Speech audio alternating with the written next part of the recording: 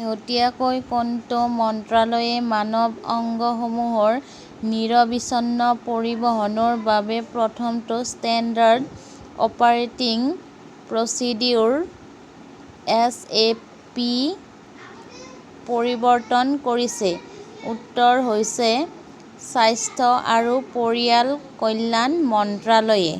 কেন্দ্ৰীয় স্বাস্থ্য মন্ত্ৰালয়ে বায়ু, পথ, ৰেল আৰু জলপথ ব্যৱহাৰ কৰি সমগ্ৰ ভাৰতত অংগ পৰিবহণৰ বাবে ষ্টেণ্ডাৰ্ড অপাৰেটিং প্ৰচিডিউৰ প্ৰৱৰ্তন কৰিছে। এই নিৰ্দেশনাসমূহে ডাটা আৰু গ্ৰাহকসকলৰ বিভিন্ন স্থানত থাকিলে দক্ষ পৰিবহণ নিশ্চিত কৰে। বিমান সংস্থাসমূহে টেক-অফ আৰু লেণ্ডিংৰ বাবে অগ্ৰাধিকাৰ অনুৰোধ কৰিব পাৰে, চিকিৎসা কৰ্মীসকলক চেক-ইনৰ ক্ষেত্ৰত সহায় কৰিব পাৰে আৰু মৃষণ আগমনৰ বাবে বিমানবন্দৰসমূহক অৱগত কৰিব পাৰে।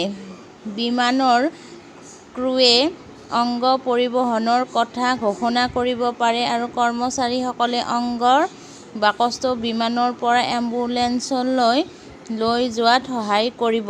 থেংক্স ফৰ ৱাচিং। Like, subscribe and share.